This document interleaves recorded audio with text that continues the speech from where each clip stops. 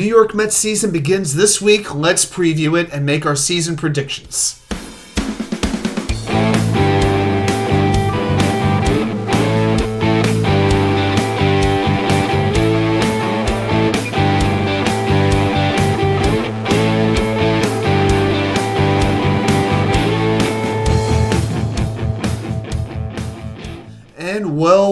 Well, welcome back to New York Sports WickerMedia. I'm Wa2K99. Thank you, as always, for taking the time to watch these videos. If you're brand new, welcome aboard. Please like and subscribe, share with a friend. If you're returning, welcome back. I appreciate everybody's support. So today, we're going to talk some New York Mets baseball. So as I am recording this, we're several days away from the Mets opening day against the Milwaukee Brewers.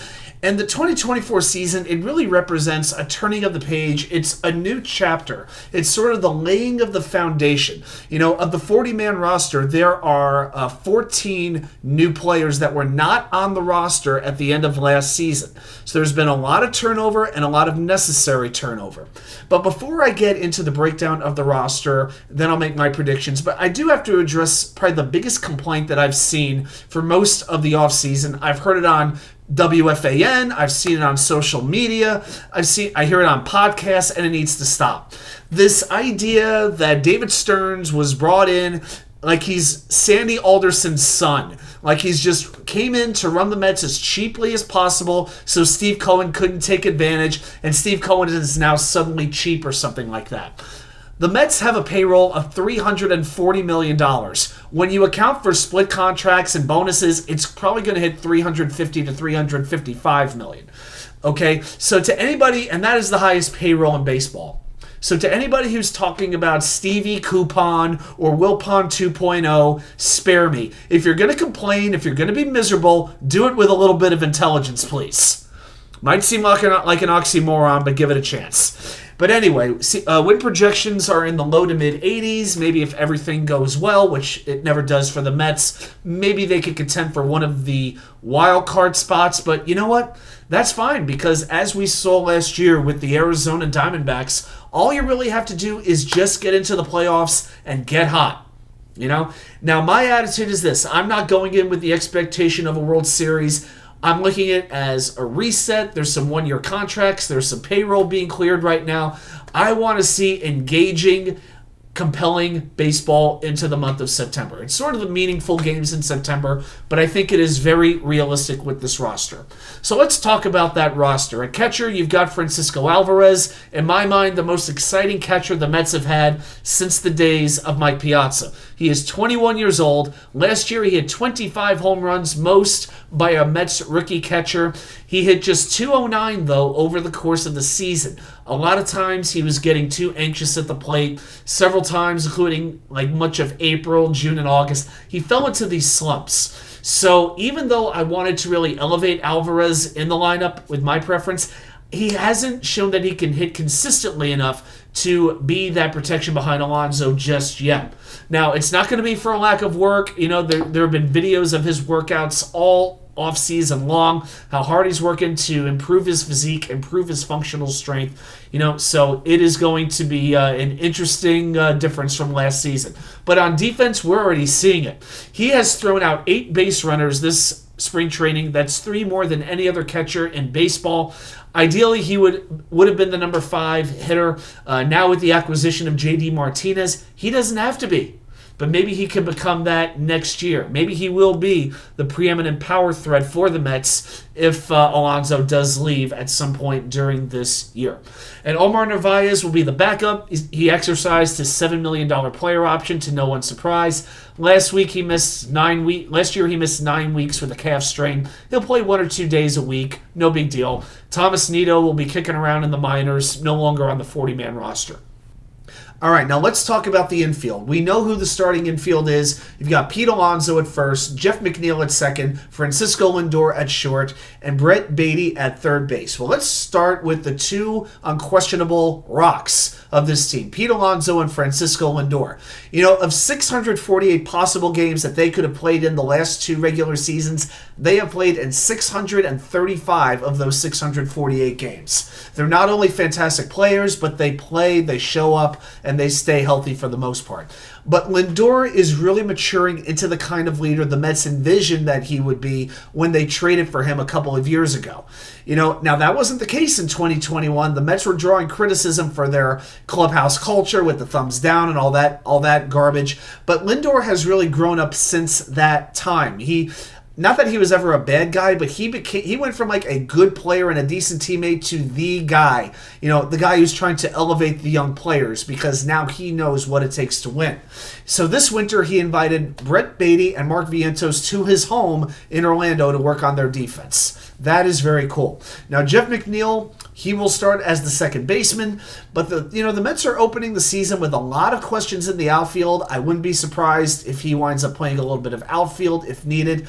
Missed most of spring training with a biceps injury, but he's got to hit a lot better than 270, which was his average last year. Because of JeffMcneil, he doesn't give you a ton of power, doesn't give you a ton of speed. So if he's not hitting for average, of what use really is he? Well, I'll tell you this. Last year, he had .318 with runners in scoring position. No other Met had a higher batting average than that. So I do believe, even though McNeil kind of profiles with his on-base ability as like that two-hole hitter, I do kind of like him in the 5 or the 6 spot driving in runners because he's very good at that. Now, brettbaty, I want to spend a second on him. He has to take the third base job this year and own it. Now, he's gotten better. As spring training has gone on, we're seeing some power. We've seen a few lapses here and there, like he didn't handle a rundown against the Yankees earlier this week, which wasn't great. I expect really from brettbaty, who's like 24, 25 years old at this point, he really has to take a step up this season. Right now, I'm expecting a kind of streaky season where you see periods of excellence from him, but periods of ineptitude. The biggest thing that he needs to do is develop his confidence, because we've seen when he struggled at bat, he would take it into the field last season. That cannot happen anymore. But he has talent. Nobody can deny that. But he needs to believe in himself first and foremost. And he's going to be hitting kind of low in the order. He'll be hitting 7th or 8th in the order, so he doesn't have to have this huge role. But to me, there is no doubt he gets the full opportunity at third base. And let's see what he does with it. If it doesn't work out, well, the Mets have a lot of position player prospects that will take the job from him. Now, on the bench, you have Joey Wendell, sort of the jack of all trades. Not that he's great, but he'll serve his role for the season. He was hitting .467 this spring.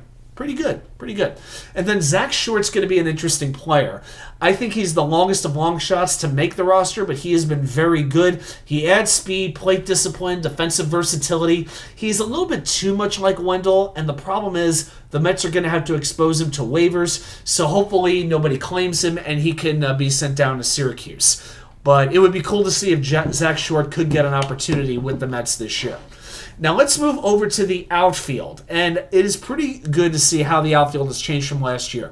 Brandonnimmo moving from center field to left field, which I think is a better spot for him. Good as Nimmo can be on defense, I think he's more suited to play the corner. There was some talk about moving him out of the leadoff spot in the order, and the biggest argument I hear about that is he doesn't steal bases. I really don't care about that.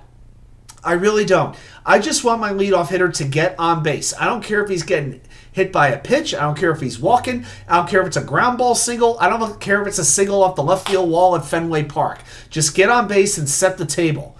Okay? And here's how good Nimmo is at getting on base. Since 2017, there are only 4 players who posted higher on-base percentages in the National League. Their names are Joey Votto, Bryce Harper, Freddie Freeman, and Juan Soto. Not too bad. And another thing with Nimmo, he's better at hitting when there's nobody on base. His average when the bases are empty is .272. When runners are in scoring position, his average goes down to .245. So Nimmo for me right now is the leadoff hitter. I don't think Marte or McNeil are very suited for that job. And I don't want Lindor in that spot. He should be in an RBI role. I do think next year, though, either Luisangel Acuna or Jet Williams could take over the leadoff role, and maybe you move Nimmo down to the 2 spot. So that's my idea there. Center field, you've got harrisonbader. He'll most likely be hitting 9th. Fantastic center fielder. He's fine in the 9th spot. Not a great hitter, but he can go on a hot streak if needed. Health is his biggest question. Hopefully he will stay healthy. But again, for a 1-year deal, very good. Probably the biggest X factor for this lineup will be Starling Marte in right field. He's 35 years old, had double groin surgery. He looked very good in the Dominican Winter League, but his numbers have been very poor in spring training. His batting average is around 140. His OPS is 343, which is absolutely not acceptable. But Marte has 2 years left, including this year, on his contract. So Marte, to me, the Mets were an amazing offense when Marte was in the two-hole, getting on base, stealing bases, and Lindor and Alonso and the like, Eduardo Escobar were sort of knocking him, sending him around the bases. At this point, the way that Marte has been failing to produce in spring training, to me, you start him lower in the order. He has to earn his way back up towards the top of that lineup. And as far as the outfield depth goes, you've got Tylormegill, came over from Milwaukee in the Adrianhouser trade. He is all but certain to make the team. He's going to give you a little bit of right-handed power off the bench and pretty good defense. But again, this is the type of spare outfielder just about everybody has. All right, now the DH situation, I talked about this a little bit earlier today on my previous Mets video when I broke down who was going to make the roster. But J.D. Martinez is the addition that they sorely needed. 1 year, $12 million, only $4.5 million guaranteed for this year.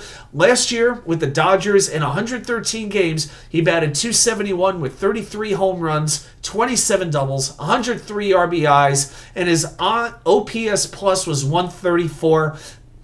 Translation, that's very good, his highest since 2019. And one of the biggest things the Mets needed to do was improve against left-handed pitching. That's one of the weaknesses that I don't think a lot of people really talk about. But last year, when the Mets faced a left-handed starting pitcher, they went 18-25 in those games. That is the worst record in Major League Baseball.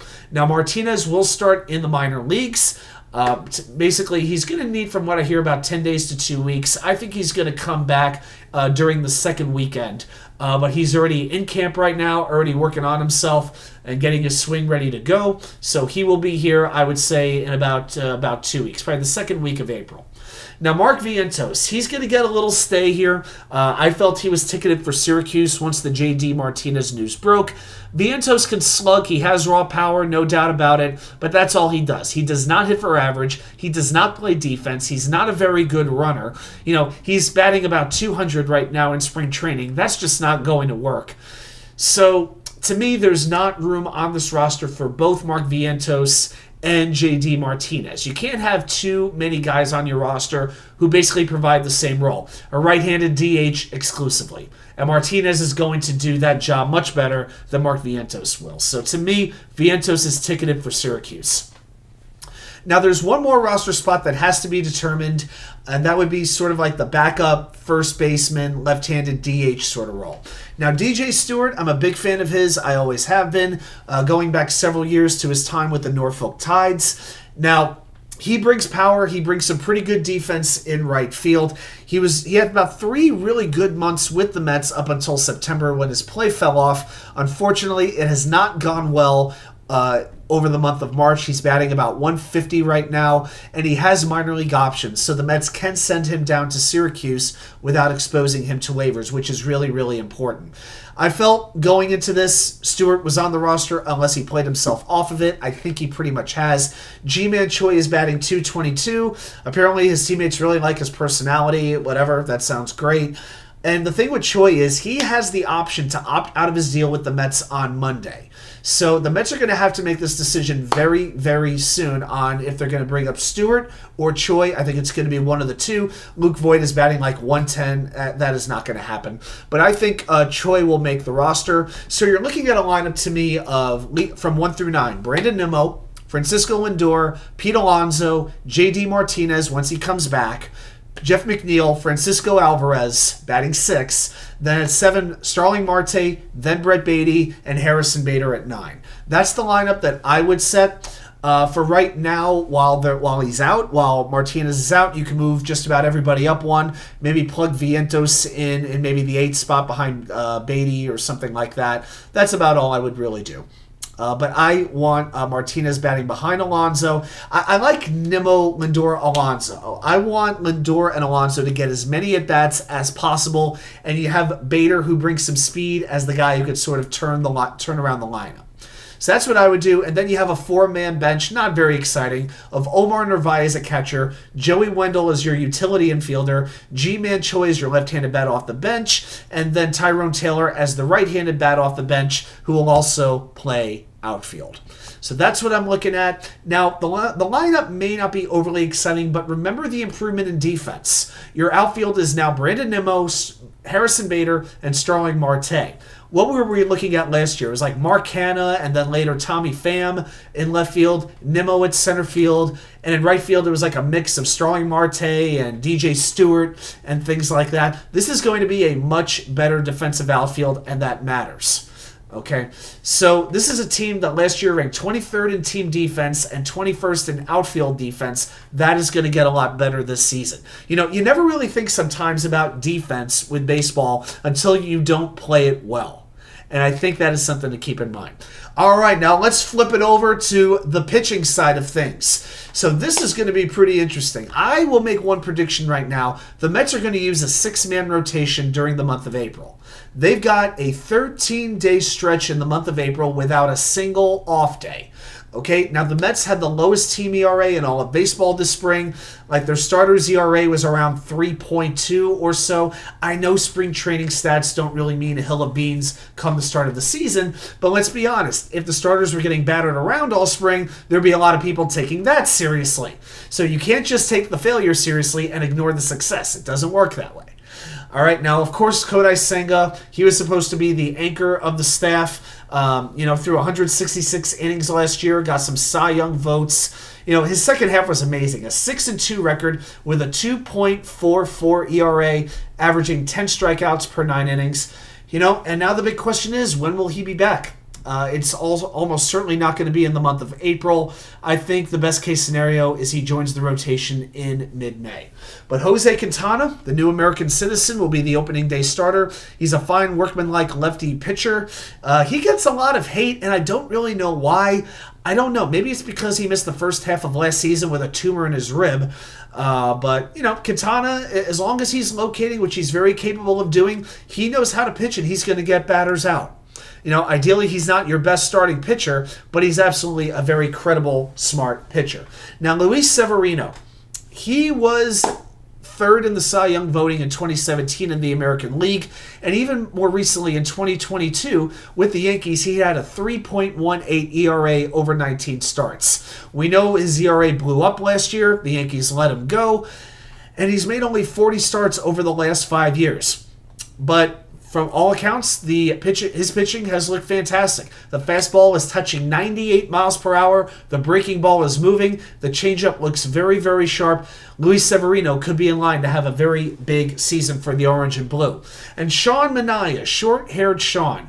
Well, Manaea has been working to increase his fastball velocity. He has also incorporated a sweeper that's become his best put-away pitch. And those two factors made him very, very good with the Giants when he rejoined their rotation last September. His last 4 starts last season, he had an ERA of 2.25, and the Mets are taking a gamble on him that he could double down on those improvements. All right, adrianhouser, the number 4 starter. This is your prototypical back-end starting pitcher. Looked very good in his last start through 4 innings of shutout ball. He went 10 up and 10 down at one point. It's very simple. He locates his pitches. He gets batters out. If he doesn't do that, he's probably going to get hit around a little bit.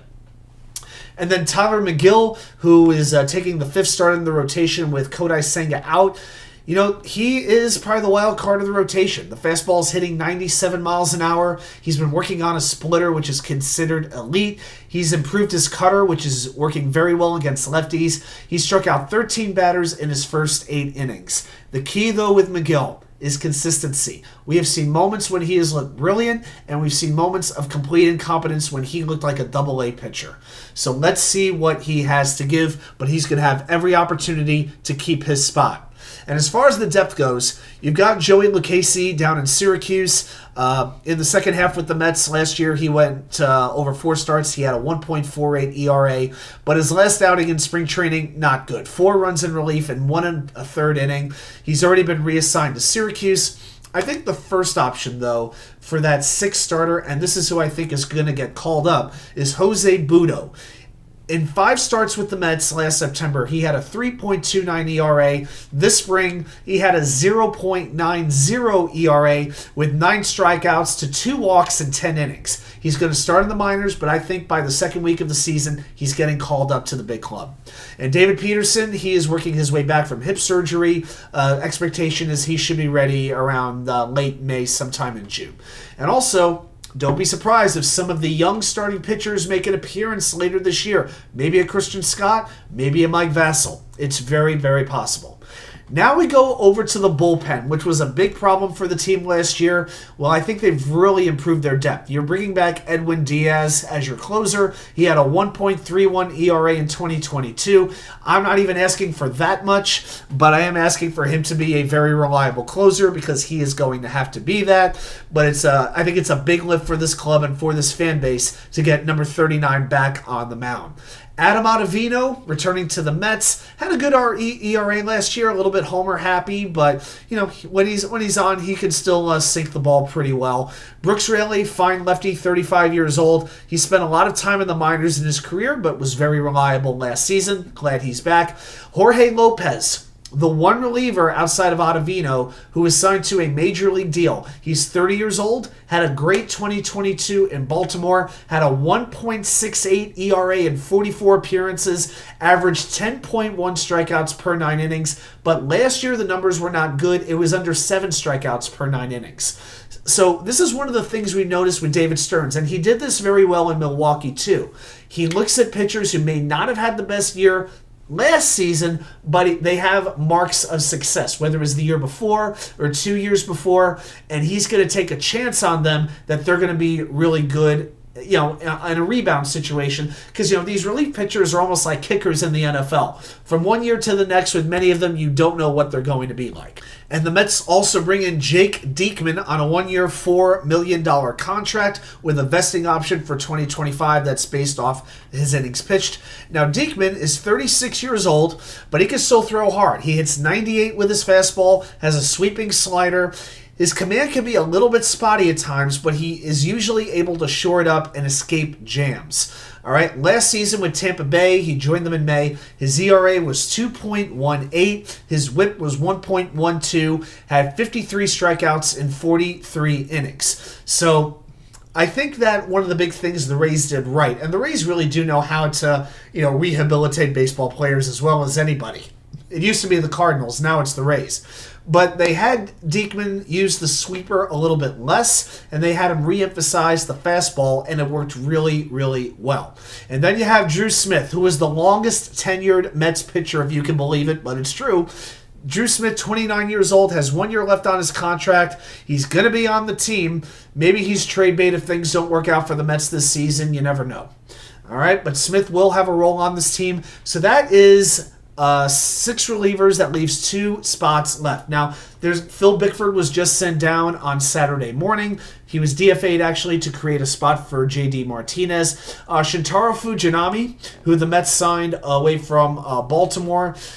They gave him a $3.5 million contract. He's shown moments of being very good, but he has gotten belted at certain times because his issue, quite simply, is command. He has amazing velocity, but when he can't control his pitches, it's just not there. So this is going to be that rehab project that the Mets, this pitching lab that we've heard so much about, that is what it's going to have to go towards.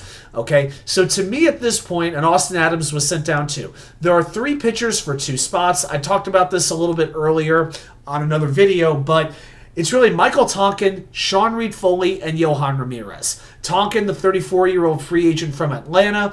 Seanreidfoley, 28 years old in his 4th season with the Mets. He's got the great mustache and the ridiculous tattoos on his arms. But he has been amazing. He has a 0 ERA and a .25 whip. That is unbelievable.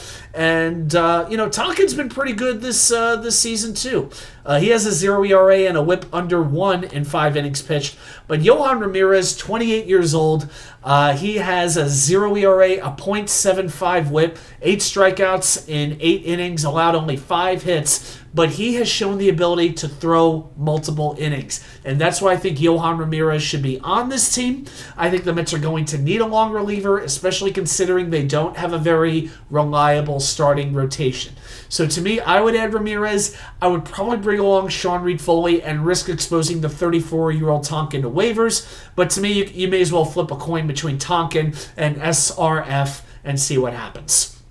So that is kind of a breakdown of the roster and what I'm expecting. Also, don't forget natelavender, the lefty pitcher who looked really, really good at the beginning of spring training, but they sent him down to AAA. No big deal. He's still young. I think natelavender will definitely make an appearance at some point this season.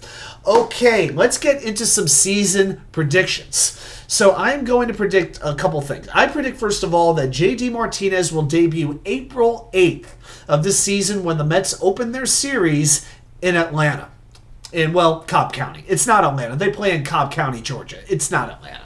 All right, number 2, I predict kodaisenga returns during the May 24 to 26 series at home against the San Francisco Giants. So I think they're going to be a little careful with Senga, try to really build him up, and he comes back in mid to late May. I predict that 4 Mets prospects will debut. Mike Vassell, Christian Scott, Drew Gilbert, and Jet Williams. They all make their Mets debuts at some point this season. I predict the Mets All-Stars, they will have 3 in Petealonso, Francisco Lindor, and Edwindiaz. Number 5, I predict the Mets will trade for 1 starting pitcher before the trade deadline. I think they will be in the mix for the playoffs, and they will look to shore up their rotation. I predict harrisonbader will be relegated to the bench, and either Drew Gilbert or Jet Williams will take that center field spot over at some point during the season. Nothing against Bader. I just don't know if he's going to hit enough, and I think eventually the Mets are going to take a chance on one of the kids. I predict that brettbaty will have a very up-and-down season and will remain the most polarizing player on the roster, and at the end, we still won't know what we want to do with him. I predict Edwindiaz wins the Comeback Player of the Year in the National League. I predict Pete Alonso will finish the season with the Mets, hit 45 home runs, and then test free agency. As far as how the offseason goes, well, we'll see at the end of the year. I'll do another video with offseason predictions. And as far as the season record goes, I'm going to predict the Mets finish with an 84-78 record. I'm going to say they missed the wild card, though, by about 2 games or so. I think that although the lineup is good and I like the bullpen, I just don't know if the starting rotation is there, and I don't know also if they get some injuries to the lineup, if they've got the players to step right in and pick up where some of the key players would be leaving off. So it's the bench and the starting rotation that's got me concerned, especially with kodaisenga hurt. But you know what? This could be a very fun summer as a Mets fan, but it could be a very dull one too. Hopefully it'll be the former. So those are my predictions and my projections for the New York Mets in 2024. If you have some thoughts or if you have any questions, put them right down there in the comments. I want to thank everybody for watching this video, and I'll see you right back here with more content from you know where, the Wicker Chair.